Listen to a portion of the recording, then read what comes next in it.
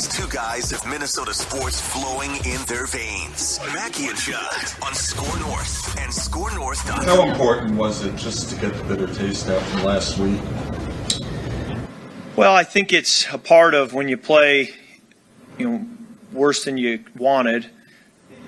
You don't feel good all week and you're disappointed, and it kind of carries with you. And to be able to come back out on the field and compete and play a cleaner game and be sharp, I think it does help. But I don't think you ever forget what happened last Sunday or what happened week 2 against the Eagles. You never forget that, and you try to learn from it and use it to be better moving forward. I love when reporters ask when they do the talk about. That's one of my favorite. Talk about. Hey, can you talk about the Eagles? Talk about this. My other favorite reporter trope is how important you're big. asking someone to quantify a very vague thing. Mm-hmm. How big was it? How important was it? I would follow up there, and I would ask me. No, that's a great answer, but how important was it? Like, was it this important? I would hold my hands out. Or was it this important? You know what I want? Can you kind of quantify it someday? I want it's not your fault. Goodwill hunting. So just set the player up with, Hey, Kirk, it's not your fault, man. What? It's not your fault. It's not your fault, not dude. Your fault. What isn't? It not your fault. It is not your fault. You like that? Just starts crying. Not you, man. Don't you do this? Are we done with Kirko chains now? Or would he don the chains after a wild card victory? I hope so. I hope he would. You know what? I hope it's not done. I would have liked to seen it more. Not after a game like Sundays, but there's times where they won games again. Well, I don't know, the greatest comeback in NFL history. He couldn't get him some chains for that one. Well, I was very disappointed that he seemed to be like, well, I think we peaked after Buffalo, and so we're going to have to do something else. It's like, no, dude, you are you need to do something else. Awesome. Add more chains. I want to see him tip over. He can't even hold his body up because he has so many chains. Well, and that kid who's like 8, right? He's wearing chains, and they're showing him on the scoreboard. People love it. Is he still going to games? Oh yeah. I think so. And they brought him to the next game. I know that the Vikings paid. Is he traveling? He's traveling now. And he was no. It was the next home game, but he should travel in the playoffs. We had the same physique. I thought it was me. People thought it was me when they first saw that kid. It did look like a young Declan. It did. Well, Rob Lowe trying to open the mayonnaise jar physique. Yeah. That's what. Yeah. It did look like a young Dex. That's a very good point. Are you guys ready for some statements here? Yes. Let's do it. Mackey and Judd statements. All right, I'm going to lead you guys off with this one. The American population has no faith in the Minnesota Vikings. All right, the line is out. The early line here is Vikings are 3-point favorites, so that the line has spoken. And according to Action Network, 65% of the bets are on the Giants right now. 95% of the money is on the Giants to cover the 3.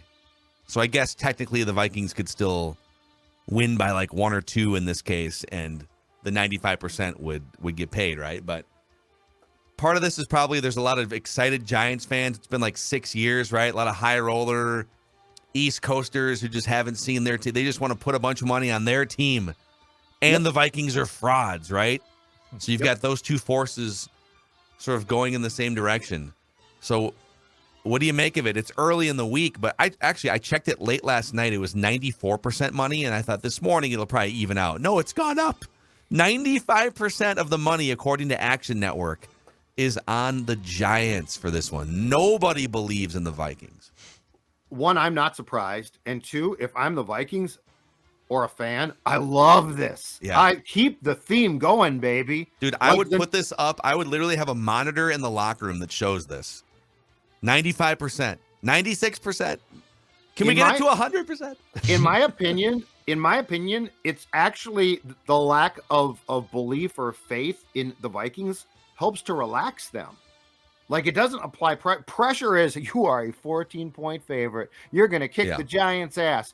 This actually continues the mantra of at least privately, nobody believes in you. And you know what? The best part about it is it's in some ways sort of justified because you got blown out twice. So if I'm the Vikings, if I'm O'Connell, I love this. It's absolutely ideal. And it is fair in the sense that it's not like the Vikings have won a ton of games by a touchdown or two. And so, if the Giants bettors are saying that the Giants are going to lose by 2 or 1, they might be exactly right. But I think that the longer you can ride the nobody thinks you guys are worth a crap train, the better. It is. Yeah. I mean, how often in NFL history have there been 13 win teams that can just play the nobody believes in us card? Maybe once you get to like the Super Bowl and then you run into another 13 plus win team, a dynasty or something, you run into the Patriots. You're the Eagles. The Eagles won 13 or 14 games 5 years ago, right? And they have a backup quarterback. No one believes in us. So you can play it late. But in the wild card, how many 13-win teams in a wild card round can play that card and it be fairly correct? At home, too. Yeah. You're at home and nobody believes. If I'm O'Connell, I am absolutely thrilled about this. All right, Judley. All right. I'm going to get into a statement about Sunday's game as well. A little more boiled down, though, because my statement is this. It's time to feed KJ. KJ Osborn, in the latter part of the season, has been absolutely, positively fantastic. And he's been the receiver that I think a lot of us expected he might be at the start, but he was not necessarily his fault, but he was not used as much as we thought KOC might use him. In the first 13 games, just to put this in quick perspective, KJ Osborn, first 13 games he played this season, averaged 2.7 receptions and 23.1 yards per game with 3 touchdowns. Just a third guy, used a little bit, not much. In the last 4, including yesterday, the receptions went from 2.7 to 6.3. The per game yardage went from 23.1 to 87.5, and he caught 2 touchdowns. You've got something here. You've got a hot hand. You clearly have a guy that probably most importantly, Kirk Cousins trusts. Ride it. It's another, that's the one thing is the Giants are going to, from a starting point, say, okay, we got to shut Jefferson down. JJ has to be shut down. And my response to that is, okay, that's fine, but you're going to pay for it, right?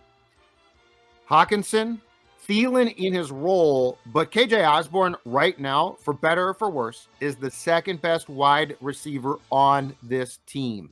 Yeah. Make damn sure that he has a huge game, because if you're going to take away JJ and be concerned about the Hawk, okay, somebody's going to be open. Single coverage. KJ Osborn. Ride him. Yeah, I think you're onto something here. They've been looking for just another big threat, home run threat. I think it's been a few weeks since we checked the chunk plays in the passing game, but Justin Jefferson had almost all of them, 20+ yard receptions, and KJ Osborn's now mixed in. He had the 60-yarder, had a 30-yarder in that game yesterday.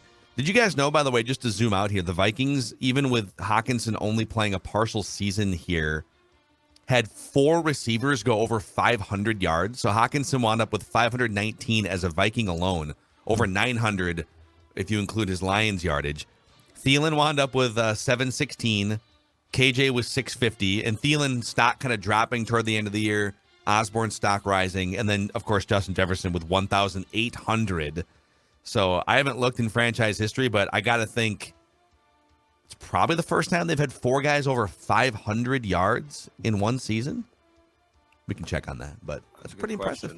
So they do have some options out there. Mm-hmm. And to your point, it does kind of feel like the options are correctly aligning now, right? Justin Jefferson's option 1, KJ's option 2, kind of next to Hawkinson, depending on what you're looking for. And then Thielen. And you saw it, Thielen's not useless. He can still break open in the red zone. Red zone, or I just need someone to find a hole in the zone for a 7-yard third down reception. Totally still in on Adam Thielen.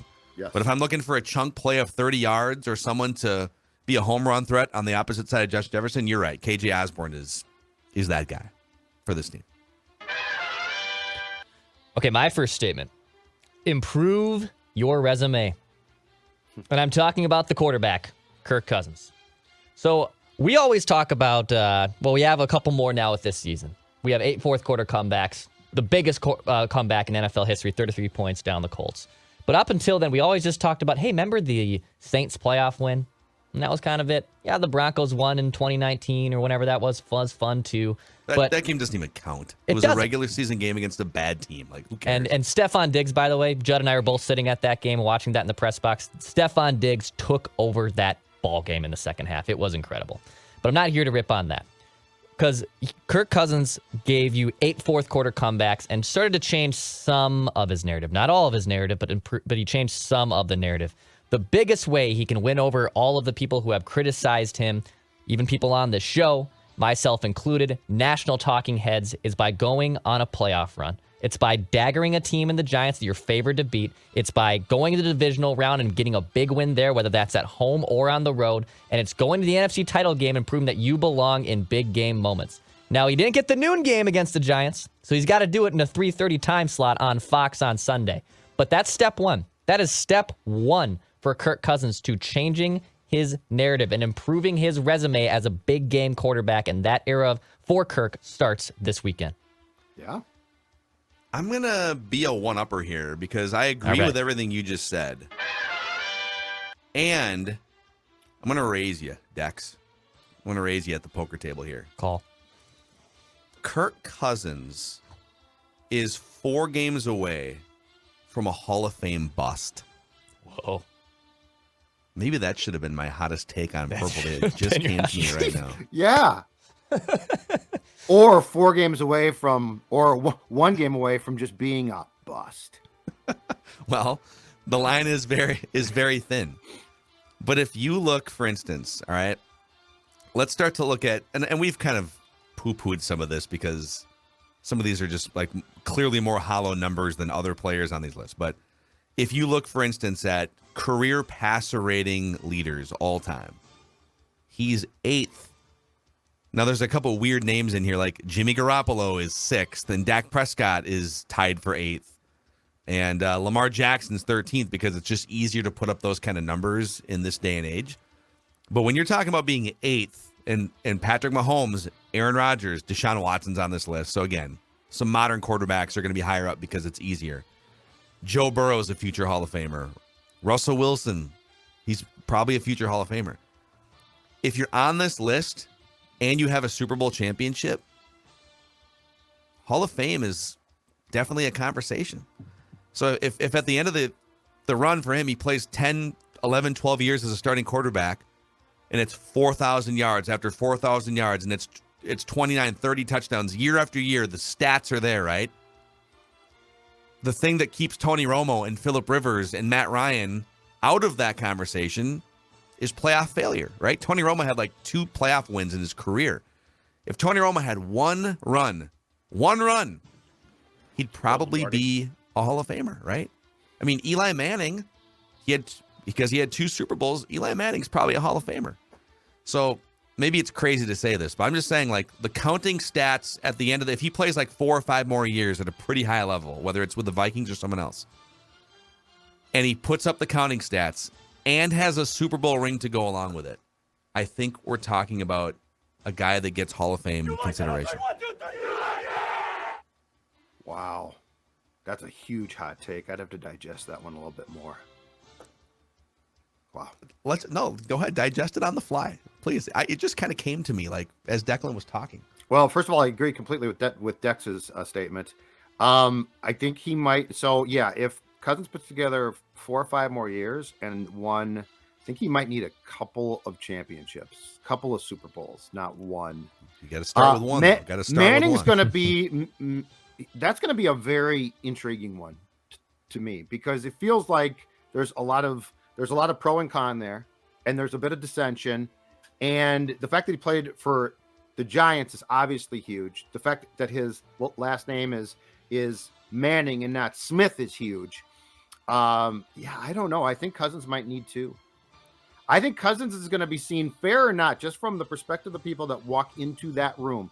If Cousins wins a Super Bowl, I think he's going to be considered a lot like Flacco.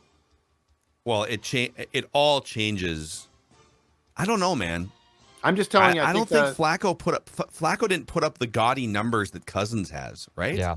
Yeah, but Flacco are was the a Gotti- playoff performer and but- not necessarily a big-time regular season performer. But are the Gotti statistics going to be? I think we're going to come to a point here very soon, though, where quarterback statistics are going to be perceived by that committee like wide receiver stats are. I agree, but like Flacco, for instance, he's been in the league for like 15 years. He's never made a Pro Bowl, so he was never even considered by peers or anyone as a great regular season quarterback. He was a game man. He only threw for 4,000 yards once. In 2016 with Baltimore, he threw for 4,300 yards. Here's another thing about Kirk, okay? Kirk, because some of it, you have to have the counting numbers. You either have to have the titles or the counting numbers or both.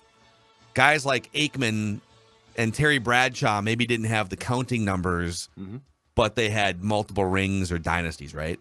So Kirk's going to need big-time counting numbers and a championship or two to have Hall of Fame consideration. So I already gave you the passer rating. Kirk is currently 23rd on the all-time touchdown pass list. Next year, if he throws for 30, he will rise up to like 18th or 19th. 18th or 17th. In two more, if he gets to 300, he's at 252. He can get to 300 pretty easily and be tied with John Elway and ahead of Warren Moon for all-time passing touchdowns. So if your counting numbers are in that spot and you have a title or two. Yeah, I think you need two. I think you need two titles. But I do believe that we are going to get to a point here soon where counting statistics for quarterbacks are not going to be taken as seriously as they probably once were. Yeah, well, the bar is going to be way different. And it should be. Yeah. I mean, the league is basically begging you to have good counting stats. It's a huge hot take. Just throwing it out there. It's a huge hot take, especially coming from the number one, I believe, Kirk Cousins hater. Yep, that's correct. That's voted on Twitter.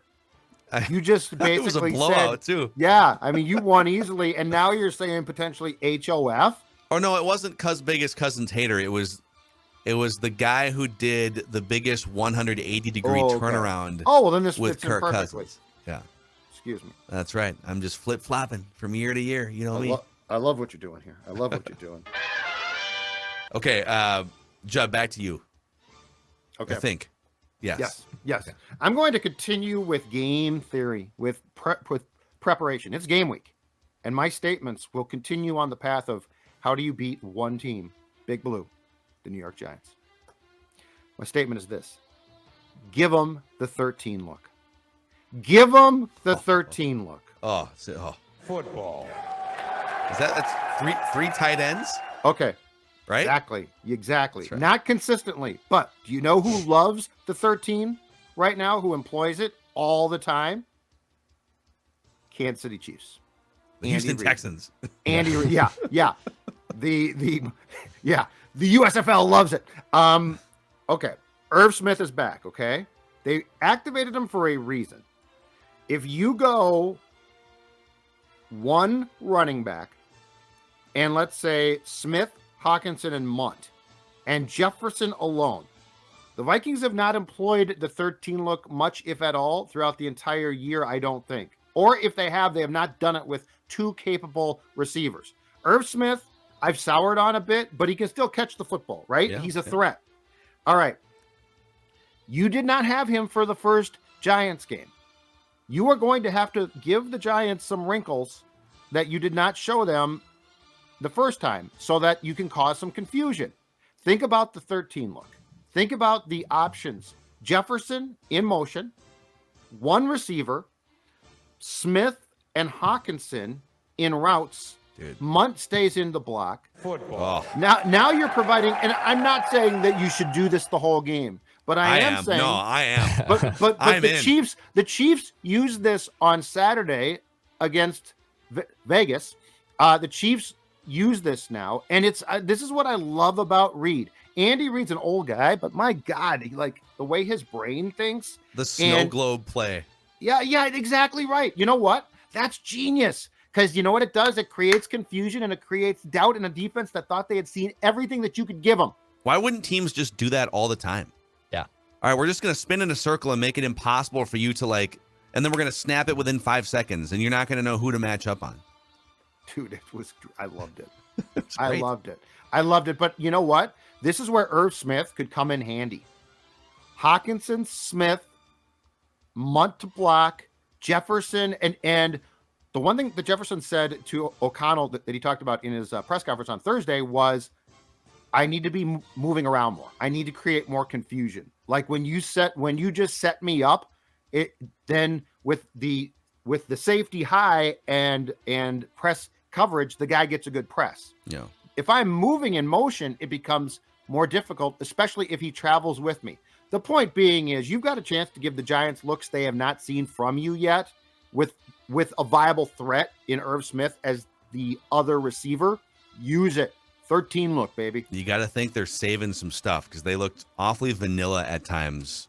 Red zone. We talked about this on Ventline yesterday, Purple Daily podcast feed and YouTube channel. Just it feels like the creativity has kind of dissipated, and maybe that's on purpose. They clinched that division a couple weeks back. Why put anything? Oh, we'll go play the Packers. Yeah, that's fine.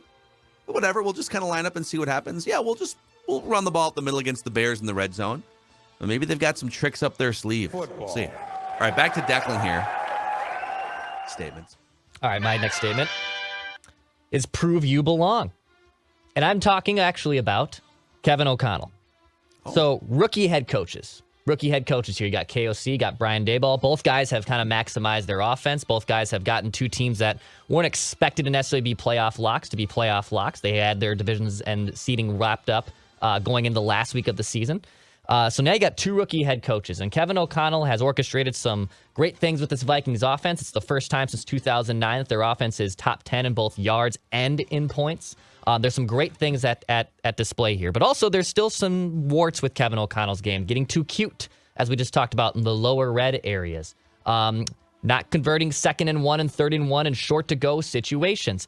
He has a chance here to prove that he can belong, right? I mean, you saw yesterday Ben Johnson of the Lions dial up a crazy lateral play, basically, that helped Detroit ice the game, which was insane, dude. I love the stones from Ben Johnson, the Lions offensive coordinator. Not talking about the Gophers men's basketball coach. That was a great play. They almost beat Nebraska, on Saturday, and that was a great game. I heard that also resulted in a rough cover for Spokes because they hit a last-second three, I think, to not cover the 3 points. And some betting markets were pretty upset about that. It was good, though, because the Gophers were competitive but ultimately lost and kept their high draft pick status. Right? Transfer portal draft pick. Yeah. But Kevin O'Connell can prove he can belong. And I think this is really important that he's not just a fluke. This wasn't just a 13-win season. He's not just being propped up by lucky fourth-quarter comebacks. He can prove that he can belong, and I'm excited to see what he dials up with, whether that's new personnel with Irv Smith coming back, however they want to do that. I'm excited to see how Kevin O'Connell belongs in the playoffs. Yeah. He gets a little bit, yesterday, for instance, and again, I don't know, I thought it was more of a clock management snafu than it was a play calling snafu, but at the end of the first half, I get what he's doing. Once the clock hits 2 minutes and the Vikings are on the other side of the 50, one of his goals is to score. The other goal is to prevent the Bears from getting the ball back so that you can score and just go into halftime and then get the ball back. It's a 2-for-1, right? And so he runs the ball on 1st and 10 with 2 minutes left, get that clock down to 120, totally get it. But then it's 1st and goal from like the 5-yard line with 50-some seconds left. He runs the ball on the first play and then runs the ball on the second play, gets stuffed on both. They bring the clock all the way down. And I think sometimes he gets a little cute. He knows exactly what he's doing when it comes to, he knows how to preserve timeouts. He knows the value of, okay, let's not let them get the ball back. But sometimes you have to prioritize calling your best touchdown play when you're that close instead of, let's milk it with a couple runs up the middle and then call a pass play on 3rd down. And then, of course, and we'll get to this too, you got to trust your quarterback not to check it down when you have no timeouts. But I think there's some things like he clearly sees the matrix, like the game management matrix, but he does get a little too cute sometimes. So can he avoid that going forward? I would agree with that, yes. Because that could absolutely derail you in a playoff game. Yes. Can we get to just real quick, before we get back to statements, what are you doing, guy? What are you doing, guy? Presented by our friends at Park Tavern, the official sports bar of the Sports Day. If you're looking for a great place for a group gathering, Park Tavern's the place. What am I doing? I'll tell you right now, Phil. Sportsdad is going to Park Tavern to sit at the end of the bar, sip on a surly, and watch all of the games in one of their 2 bars. They've got bowling. They've got a huge venue that's fantastic. They've got great food. And so what I'm doing on a cold winter night is I am pulling up a chair at the bar and I am catching all the games. And perhaps you want to go bowling. But as Phil just said, perhaps you've got a group gathering that you're trying to put together. Maybe your wife's birthday, your kid's birthday is coming up and you're like, okay, that's a hassle. That's a lot of planning. We got a big group, 40 people. I'm going to tell you right now, your troubles end when you contact my friends at Park Tavern, 952-929-6810, 952-929-6810, parktavern.net to book your group. Guess what? Once it's booked, they will handle everything else. You will be a hero at home. And they will do all the work. You take the credit. Parktavern.net. I will see you there. Yeah, when we say group outings, sometimes people think like, oh, yeah, like a group of 6. No. Oh, we have a group of 7. No. It's kind of a weird number. Well, they can definitely do those, no problem. Yeah. We're talking like a group of 20, 40, Yeah. 50. We're talking a party. Big We're talking ass a room. groups. We're talking exactly right. Fantasy league draft, bring it on. Bring all your fantasy leagues. Bring All 4 of them. Do all the drafts at Just once. bounce around to different rooms. Yes. All right. We kind of alluded to it. I know I just put him in a Hall of Fame discussion if he goes and wins 4 playoff games. But the thing that prevents him from doing the 4 playoff game win thing is the blue screen of death, the Kirk Cousins blue screen of death, where all of a sudden the computer just like blah, blah, blah, short circuits and shuts off on you. And at the end of the first half yesterday, and I get it, meaningless game, meaningless whatever, but it's 3rd down. They have no timeouts left. There's like 12 seconds to go, and they snap the ball. You have 2 options here. First of all, you can't take a sack, or it's probably over, right? You can't even get a field goal off. And they did actually get a field goal off, but it turns out they had 12 men on the field, right? Yeah, So- TJ didn't get off. But that's what happens when you're trying to rush when you have 10 seconds Ready to to run go. the kick team out. You can't take a sack, and you can't complete a pass short of the boundary or short of the end zone, because if that happens, you're not going to be able to run your field goal unit out in time. And so he throws that ball underneath to Dalvin Cook, gets tackled, and they have a fire drill to run the field goal unit out there, and they wind up with no points at the end of the half. Imagine if that happens against the Giants, or you're on the road playing the Eagles or something in the playoffs. Yep. So it doesn't happen that often with him. I feel like he's cleaned a lot of stuff up, but it happens like 2 or 3 times, maybe 5 times a year with an interception, just a boneheaded interception, or a game or clock management thing where Kirk just goes blue screen of death like he did yesterday. Dude, you cannot throw a check down in that situation. So yes, that was a terrible decision and a terrible pass to throw at that point in time. Beyond that, there seemed to be some problems with the play clock as far as like they almost had to take a timeout, and Kirk was mad in the deep red at one point. He then took a delay of game. Do we think that there was something up like with Chris Reed possibly? Like there seemed to be short circuiting going on that I feel like I haven't seen much from Kirk and company. I wonder if there was something with the line or because something was like it was almost as if the play was coming in too slowly, but that hasn't been a problem. Like I was trying to figure out what was going on, why that delay of game was the clock was stopped. This is the end of the first half. The third down play. I get that one. I'm saying before that, there was a delay of game. There was a timeout that they had to rifle off in the deep red. No, I'm just saying as far as the organization down there before that play, I had concerns too, but it wasn't a season-long thing. So I don't know if it was something with Chris Reed where there was a problem. There seemed to be more confusion in the deep red than we ordinarily see. Yeah, against a bad defense. Right. And sometimes they're waiting until 3 seconds to there's a bunch of times I feel like lately where Cousins is canning a play. Can. They call 2 plays in the huddle. He cans one with 3 seconds on the play clock, and then he's like clapping. Yeah. Stuff like that. But you the best quarterbacks in the NFL don't throw a check down with no timeouts in that situation. They have a mastering and an understanding of what to do. And I think generally he's been pretty good in that area, but he's also a guy that it's well documented throughout his entire career. He likes to be told what to do. And that includes remember the timeout stuff with Zimmer at the beginning of last year? I don't call the timeouts. Dude, you're running the 2-minute drill. So it leads me to believe that he doesn't treat the 2-minute drill always like it's his show to run. I will be in charge of everything. And that check down was a great example of, well, it's a route that's in the playbook. What do you want me to do? It's there. Yeah, but we have to trust that you don't throw that pass. And that's the argument that you and I got into. You were kind of saying on Ventline yesterday that, well, why would you even give him the option? I say, well, some of those routes are built in to just, pull a defender off of a different spot so that Dalvin runs the underneath. You don't have to throw it to him, but a defender has to follow him. So now it's more open for someone else. Right, so you have to leave it in there schematically.